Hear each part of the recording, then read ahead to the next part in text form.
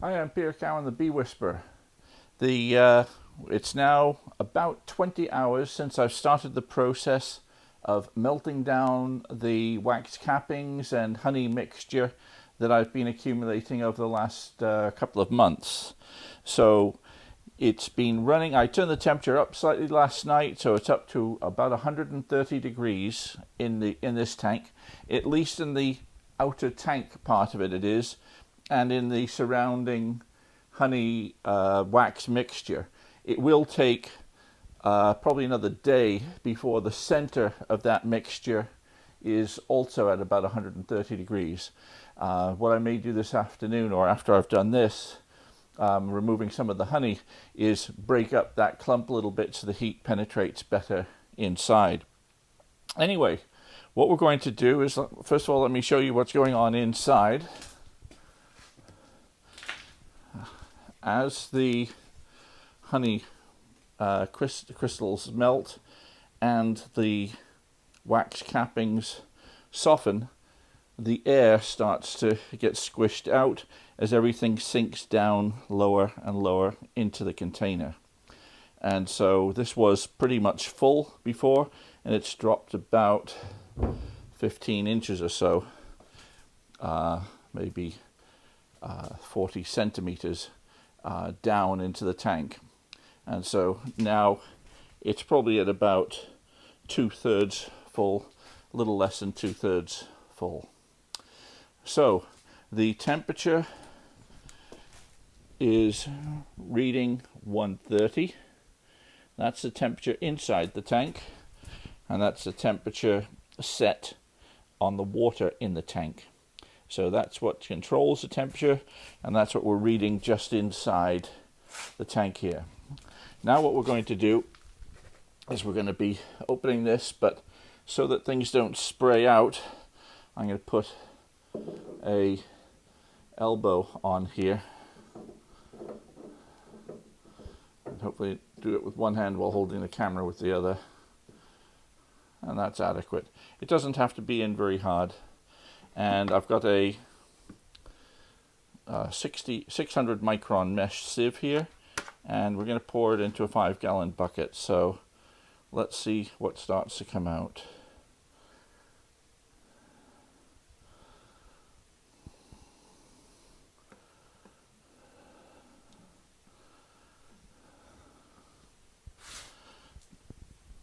So we don't have a really thick layer of honey there by the look of things yet. But it is starting to run out. We've got a lot of wax coming out still as well. So what we're going to do is we're going to put this back in, and so it's going to take a little bit longer. So this is not ready. So that is, after about 20 hours, it's soft, and it's getting softer. The honey is starting to run down to the bottom. Some of it's able to flow, so I will just allow it to heat up some more, and we'll try again later on this afternoon to see where we are with this. So at the moment, the cappings are separating from the honey somewhat. Once we have more honey decrystallized or liquefied, the wax will be sitting on top of those cappings. Of course, it could be that I've got less honey in here than I thought, and it won't actually sit very deep in much honey. But last time I did this, I recovered quite a bit of honey this way, before having to turn the heat right up and effectively burning the honey. Anyway, we'll see how it goes. We'll get back to this again, maybe in 5 or 6 hours. While I'm waiting for the wax melter to do its business, I'm going to actually show you a few things which are currently on the go. Obviously, collecting lots of honey from extracting. This time of year, bears are very much on the move, so they're feeding up. If you haven't got an electric fence and you're in bear territory, you really may want to be getting one of these. These are solar electric chargers, 6 volt and 12 volt, both excellent. These are Parmac energizers. I've been using them for several years now, working extremely well. You can also use ones that run from a battery, or ones that you can run from the mains. So I carry all these things in the store, the fence wire, ground rods, poles, that sort of thing. Pretty much the same price or less than you would pay at the likes of Tractor Supply. So if you haven't got a bare fence and you're thinking about getting one, don't wait until you've had a hive destroyed. The bare fence costs less than that. The other things I'm doing at the moment, I've got, as I say, lots of honey to be extracted. Not all of it is full, and a lot of it is not fully capped, because you just have to take off the honey at certain times. And so most people would look at a frame like that and say, well, I'm going to feed it back to the bees. And yep, that's an option. But on the other hand, because the honey is not cured, well, some of it's cured, the stuff that's capped there, and I'll bet if I do a reading of this, it's going to be, maybe 20% water, so it's still very wet. Honey won't keep if it's got too much water content in it. But there are ways that you can sort that out without having to give the honey back to the bees. I've got a lot of partially filled supers here. So what do? I take them into the honey kitchen. My word, I've got a lot of stuff to clear out. I am getting behind in a lot of my stuff here. This stuff is going to the recycling, and this stuff needs unpacking. I've got a whole load of new feeders in here and that sort of stuff. But anyway, getting back to what I was saying, we go into, I've got honey supers getting ready. I've got to move more into here. These will be getting extracted in a day or two. I'm bringing the honey in. There's a lot of frames of honey which are open frames of honey here, and so I know that the water content will be too high in a lot of these frames, so I've got them in a warm room with a dehumidifier running. So there's air blowing out of here, and it's I've emptied the dehumidifier, so it will take the water out of the air and blowing air across these frames, and we will get the water content down, so it's down at around 18% as opposed to 20%, 22% or so, which I'd be surprised if there isn't some like that right now. So these are about half of the supers I've got to extract. I've got the other half are coming in soon, so lots of work to be done. In the meantime, I'm making lots of sugar syrup. There's about a ton, about 1 ton of sugar there, 2,000 pounds or so. I had a delivery of about 2,000 pounds this week, which I've already got through about half of that. Still raining today. We have had a heck of a lot of rain today and yesterday. And in fact, between those 2 days, I'd say we've had at least 5 inches. And the way I can tell that is I just have to look at the swimming pool. And the swimming pool is full to within, less than an inch of the top of the liner. So I've got to pump out some of this water here.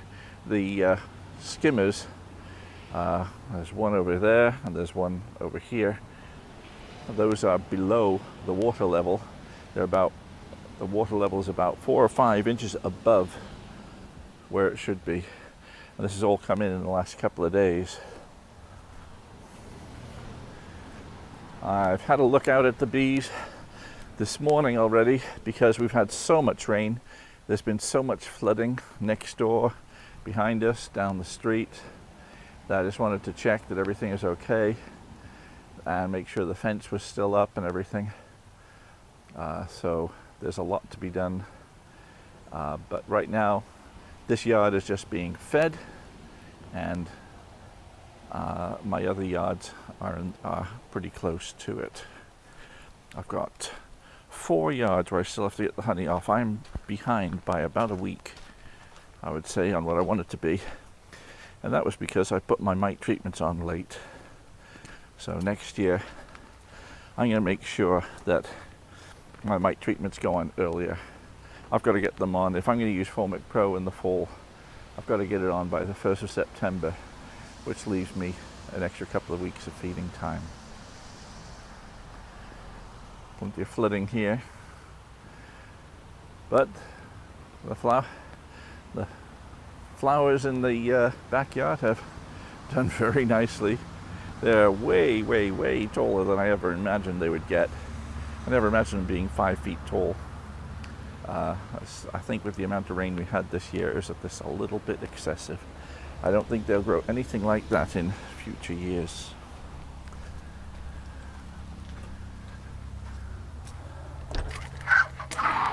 So, I've got to start packing up the truck, get all this rubbish out of here, and get unpacking. And maybe later on this afternoon, I can get this wax or some more honey out of the wax melter. Let's have a quick look. We're a few hours later than we were. No, may have blocked it. Oh, here we go.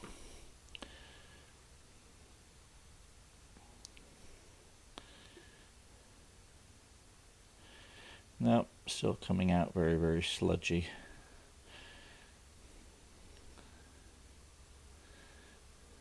So I'm just going to wait another day before we go on with that. We are not ready to remove the honey yet, so it does take quite a while. You have to be patient with doing this wax rendering, but it's well worth it in the end. So I expect that I'm going to pretty much double what I have here.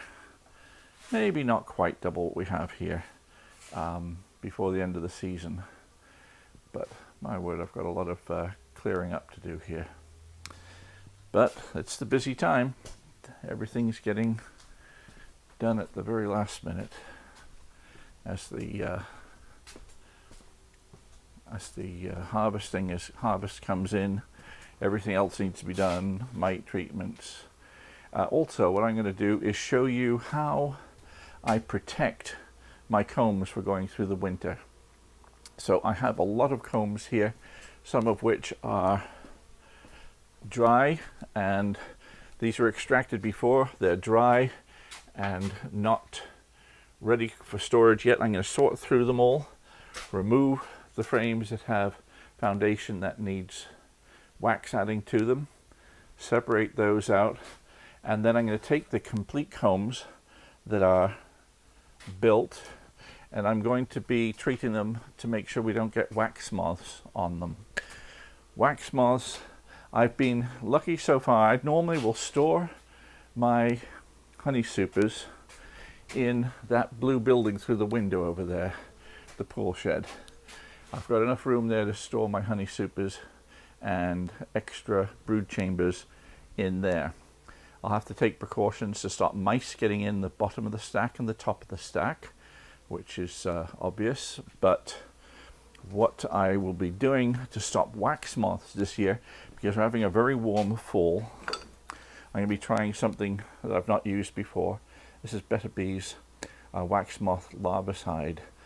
It gets mixed with water and put in a spray bottle, and you'll spray each side of the comb, and it puts a bacterium on there that will kill wax moth larvae, but will not harm the bees or the bee larvae. It's considered an organic treatment. I've never tried it before. I can't say that I can recommend it yet, but that's what I'll be using to protect all these combs, because you've met on my videos Amy, Amy Nickerson, and I've experienced the same thing in the past where last spring, she went to get to her honey supers and they'd been totally destroyed by wax moths. And I don't want to go through that. With us having warmer and warmer winters, we have a longer and longer spell for wax moths to do damage to the combs. I know I see wax moth around the area here throughout the year, because I've always got combs around, and so there's always the occasional wax moth, but I've got to be very careful. In fact, look, that is a wax moth right here, little bugger. So wax moths will lay their eggs, they will find your combs, they will lay eggs on it, and they will over time destroy your combs. There's the lesser wax moth and the greater wax moth, and they will do significant damage to your combs if you don't protect them.